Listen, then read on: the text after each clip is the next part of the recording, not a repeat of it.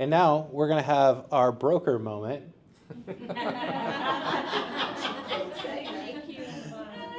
I have been asking Richard for a new headshot for like 3 years now. Okay? And Tara captured this picture from her phone while we were at Stats the other day, and I don't know. I think it's perfect. Yep. So Listen, every photograph that I ever take happens to have Gail like this. So, yeah, I thought that was fabulous. Yeah, I really appreciate her doing that. Is that why you're leaning? I got this. I was actually sitting on the stairs of the stage at the theater, and she was in the second row and just snapped a whole bunch of pictures. They were fabulous. So.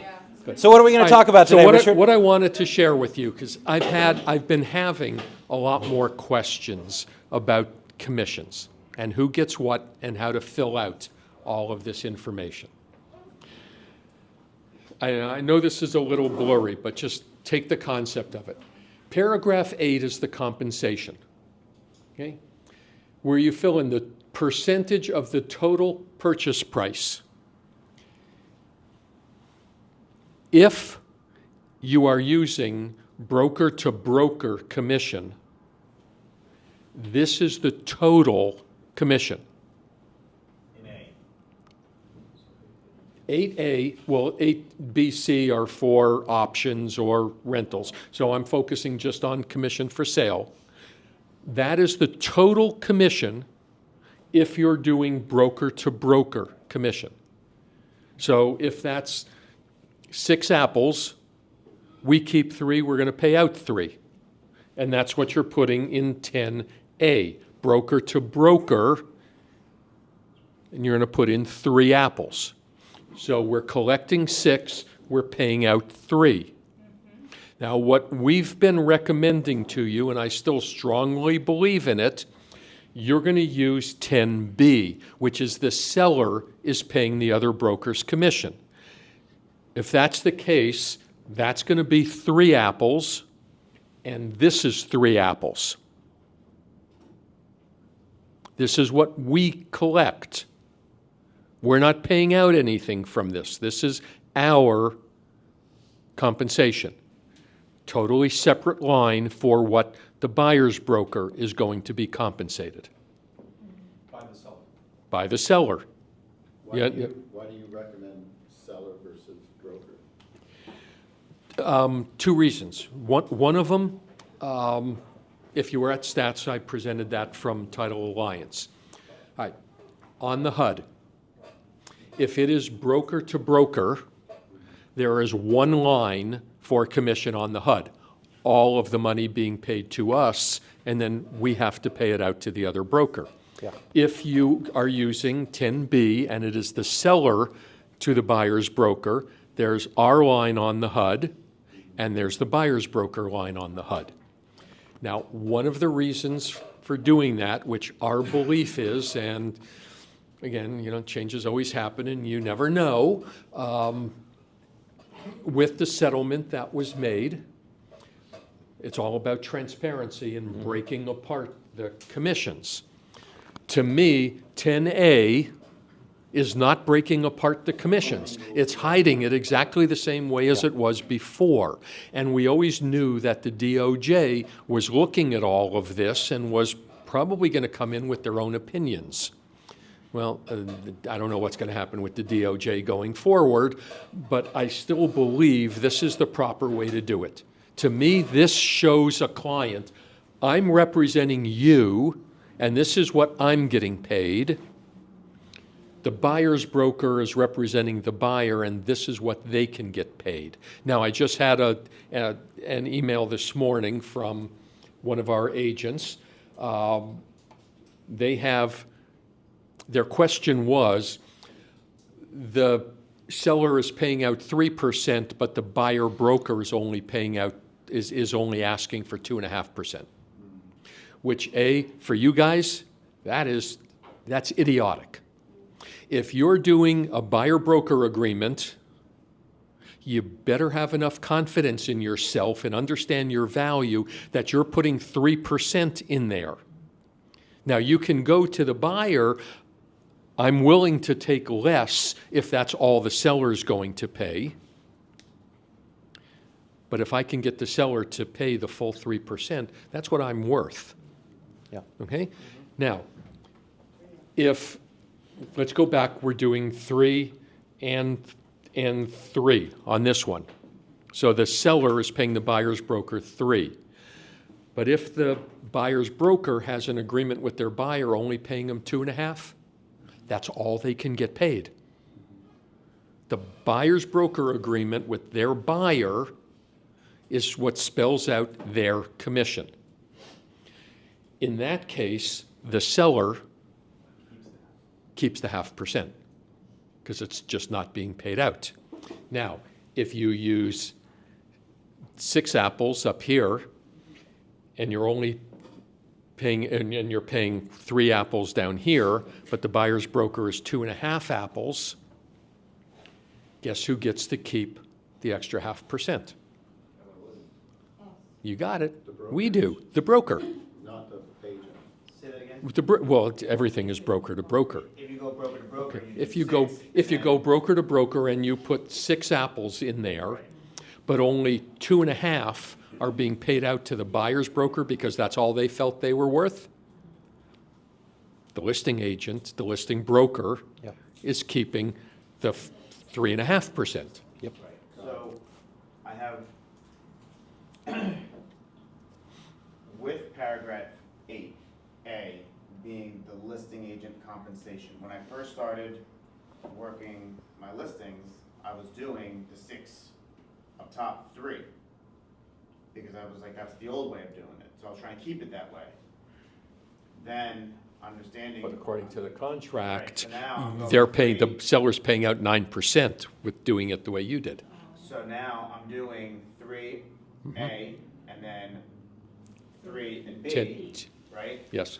So, and I've been meaning to ask you this question, I've been protecting myself on the additional terms in the contract. So this doesn't address me as a transaction broker. I can't be the broker on both sides. So I'm putting the additional language, No, you can absolutely, if you're using but, this agreement, the TN. yeah, I with- am using that one. Okay, So- with the you are automatically becoming a transaction broker so for does both that the buyer automatically and the give me seller. Condition that I put in 10. Correct. Because I've been putting in the additional terms that if I end up representing the buyer as well, transitioning to transaction broker, that I will get the 5, thinking that I'm only limited to whatever is in A. No, you would, and again, it's whatever you decide the seller's going to pay out down here. Right. And I'm seeing a lot of these agreements come out where, you know, you're taking 3 apples up here, but you're only paying out 2 or 2.5 down here. So if that's the case and you have both sides, you're going to get 5 or 5.5.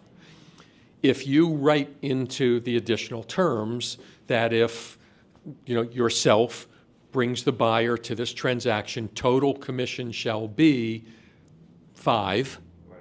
then it doesn't matter what's in here because you're not collecting more than that amount, you're collecting less, and it doesn't really matter how it's divided, but yes, that's just fine.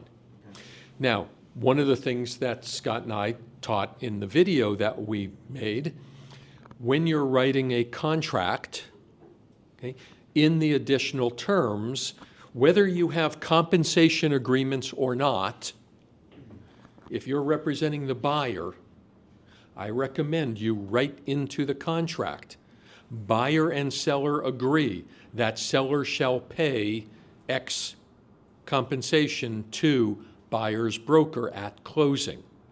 What's written into the contract overrides anything else. That's what the title companies are going to be looking at when they close the transaction. Yep. Now, the only time that doesn't apply is you can't get more commission than what's in your buyer's broker agreement. But anything other than that, that just makes sure that everybody knows and it's real clear. It's all about the transparency. That because both the buyer and the seller are signing that as to what the commissions are. Yep. Okay, Mike? So I have a seller that's gonna pay me 5%, and I'm representing the buyer, and the buyer is gonna pay me I make that work on that. At this point, I've given them both net sheets, they both initialed the net sheets. I had the buyer sign the buyer brokerage agreement, and he agreed to the 3% that he's paying. I took the listing at 6, and I have the buyer, because I let the seller know that I also represented the buyer, then now I'm giving him essentially a discount at 5. First of all, congratulations. That's great. Which is really interesting, because you're reading a whole lot of the national media and news, the real estate news, and they're, all this talk about how real estate commissions were going to come down. And there was actually an article came out a couple days ago, might have been end of last week, that the best agents out there are actually making more money than they ever have before, because they're showing their value proposition to their client, and they're not being dictated by somebody else who doesn't see the value proposition. So congratulations, Mike, that's awesome. All you've got to do is turn over all your paperwork to Title Alliance for closing, and yeah, it just shows up on the HUD as what each party is paying. Yep. That's awesome, great. Yeah, way to go. Hey, Karen. Hi. Well, welcome home. And by the way, going back to a Cheers for Peers, Yes. a cheer for this lady who has given over the years so much of her time and effort and dedication for the betterment of all realtors by serving at our board levels. We're working with our local boards, working with WCR, working with the state, with NAR. Thank you for everything you do for all of us. Thank you, appreciate it. Yeah. So can you amend a buyer brokerage agreement? Yes, Okay. downward. You cannot amend it up once you've made an offer. If it's before you've made an offer, and let's say you're working with a buyer for a week or 2 weeks, and your original agreement was that you got paid 2, and you say, the buyer says, you know what, I really love working with you. I see what hard job you're doing. You go, okay, let's amend this and I get paid more. But once you've made an offer, no, you can't amend it upward, only down. I have a situation where it's very specific in regards to, we have a 3% buyer brokerage. I am contributing because I'm doing the sale as well, back to his closing costs. We ended up, after looking at many cases, ended up finding new construction that they're paying 5%. So we're working on the contract right now. We're doing an addendum to the contract with them agreeing, and they did agree to contribute half of it back to this closing. Do I just amend the buyer brokerage because we're still in negotiations pretty much? Well, I would say that in that case, have you already started negotiating the offer? At what point in time were you told that the compensation was going to be 5%? In the beginning. In the beginning. So if you know that that's going to be a possibility before you even submit an offer on it, you should be doing the amendment to the buyer broker agreement at that point in time, prior to going into negotiations. Okay. If you have any hint that your buyer is going to be looking at new construction, I would always go high. I would go real high and write in there, if they buy a resale, commission shall be this. And at the additional terms, yeah. Yeah. Yeah, and that's I just find that really interesting, that knowing the changes that have happened in our industry with the commissions, you're not even allowed to take a bonus any longer if it's not written into the buyer-broker agreement, that builders are offering commissions like that because they know no one's going to be allowed to take it.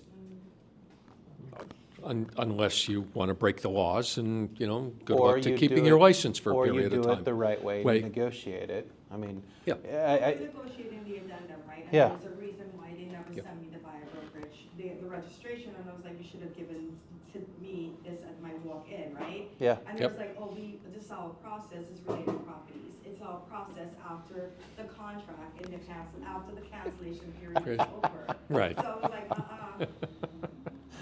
All right, that's cute. all right, All right, Richard. back to you. Thank you. Give it up for Richard.